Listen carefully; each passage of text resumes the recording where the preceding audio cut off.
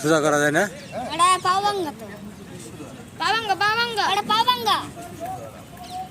একবার আরে পাওয়াঙ্গা বাংলা তো আমি বুঝি মামা কষ্ট বড়া মামা কষ্টে আছে কাকে এটা শিখিছো বাইতে তো মারছে না সবাই একটু খানা কোন বাসলা জানি না এই যে আজকে এটা না আজকে এটা মারছে এই দাড়িওয়ালা মুরগি